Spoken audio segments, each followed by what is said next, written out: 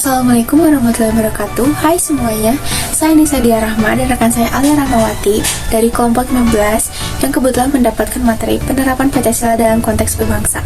Teman-teman semuanya, siapa sih yang tidak tahu dengan Pancasila? Ya, benar sekali. Pancasila adalah dasar negara kita, yaitu negara Indonesia. Lalu, apa maksud Pancasila sebagai dasar negara? Maksud dari Pancasila sebagai dasar negara, artinya Pancasila sebagai landasan utama ataupun pedoman dalam kehidupan berbangsa dan bernegara. Sehingga kita sebagai masyarakat Indonesia harus menerapkan Pancasila dalam kehidupan kita sehari-hari. Nah, agar kalian lebih mengetahuinya, yuk kita simak video ini sampai selesai. Teman-teman semuanya, Pancasila sendiri adalah dasar negara yang mengandung nilai-nilai yang sesuai dengan budaya dan kepribadian bangsa. Pancasila berisikan 5 sila yang mana tiap silanya mengandung nilai yang harus ditanamkan dan diterapkan dalam konteks berbangsa. Lalu, bagaimana penerapan 5 sila dalam Pancasila, terutama dalam konteks berbangsa? Mari kita pelajari satu persatu. Teman-teman semuanya, pada 23 Maret 2023 yang lalu, para biksu melakukan ritual tudong menuju Candi Borobudur untuk memperingati Hari Raya Waisak. Ritual tudong merupakan perjalanan ritual para biksu yang dilakukan dengan berjalan kaki ribuan kilometer. Ritual ini mendapat sambutan yang luar biasa dari masyarakat Indonesia. Bahkan, banyak masyarakat yang membantu dan mendukung yang memberikan makanan dan minuman, serta tempat istirahat untuk para biksu. Selain itu, banyak pula masyarakat dari agama yang berbeda turut menjaga biksu saat melakukan ritual tudong. Teman-teman semuanya, sikap masyarakat Indonesia kepada para biksu yang sedang menjalani tudong merupakan salah satu contoh dari penerapan sila dalam Pancasila. Menurut kalian, sikap masyarakat tersebut merupakan penerapan pada sila yang keberapa ya? Ya, benar sekali. Sikap masyarakat Indonesia kepada para biksu yang sedang menjalani tudong merupakan pengalaman dari sila yang pertama yang berbunyi ketuhanan yang Maha Esa. Sila pertama yang berbunyi ketuhanan yang Maha Esa berisikan nilai-nilai ketuhanan, memiliki makna bahwa bangsa Indonesia mempunyai kebebasan untuk menganut agama dan menjalankan ibadah yang sesuai dengan ajaran agamanya, mewujudkan kehidupan yang selaras, serasi, dan seimbang antar sesama manusia Indonesia, antar bangsa, maupun dengan makhluk ciptaan Tuhan yang lainnya. Sekarang kita bahas yang lain yuk. Oh ya teman-teman, saya baru aja menemukan gambar dan sebuah kalimat seperti ini. Pemandangan yang sudah jarang dilihat pada zaman sekarang ialah anak muda yang menundukkan kepala atau menundukkan badannya ketika ia melewati di depan orang lebih tua. Ini benar atau enggak sih? Perilaku ketika menundukkan badan atau kepala ketika dia melewati orang lebih tua, ini akan menunjukkan dia memiliki adab dan menghormati yang lebih tua. Contoh ini ialah termasuk kepada sila kedua, ialah kemanusiaan yang adil dan beradab.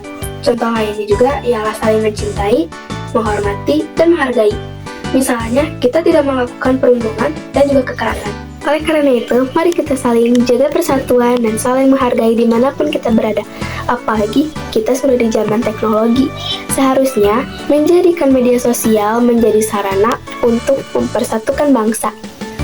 Tidak jarang media sosial membawa toksik, membawa racun seperti hoax dan ujaran-ujaran kebencian yang justru menimbulkan perpecahan. Penerapan Pancasila dalam konteks berbangsa tak hanya berhenti pada sila yang pertama dan yang kedua saja.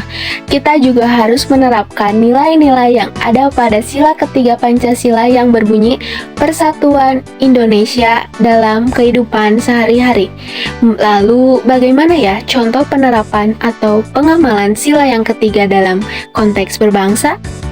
Sekarang ini banyak sekali mode fashion yang diikuti oleh anak-anak muda, dari mode layering, top up color, hingga mode simple. Hal ini juga terdapat pada banyak anak muda yang suka membeli pakaian, aksesoris, hingga sepatu untuk dipadu-padankan pada gaya berpakaian mereka. Bahkan, saat ini toko online sedang diminati karena dapat membeli barang seperti pakaian dari dalam hingga luar negeri. Tapi, meskipun mudah untuk membeli barang dari luar negeri, Memberi produk lokal atau dalam negeri merupakan salah satu hal yang bisa kita lakukan untuk mencintai tanah air. Mencintai dan mengonsumsi produk dalam negeri adalah salah satu bentuk untuk memajukan perekonomian negara. Hal ini sebagai salah satu penerapan dalam sila ketiga yang berbunyi Persatuan Indonesia. Contoh lain dalam penerapan sila ketiga dalam konteks berbangsa, seperti menempatkan kepentingan bangsa atau negara di atas kepentingan pribadi atau golongan, serta bangga menggunakan bangsa persatuan yaitu bahasa Indonesia. Dan keempatnya, yaitu kerakyatan yang dipimpin oleh hikmat kebijaksanaan dalam permusyawaratan perwakilan.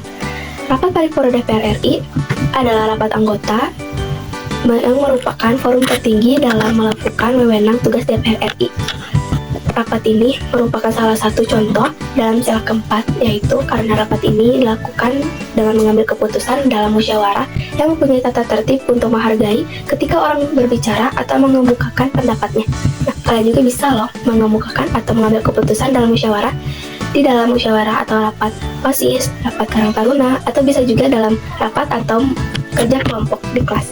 Teman-teman semuanya, yang terakhir kita bahas tentang penerapan sila kelima yang berbunyi keadilan sosial bagi seluruh rakyat Indonesia dalam konteks berbangsa.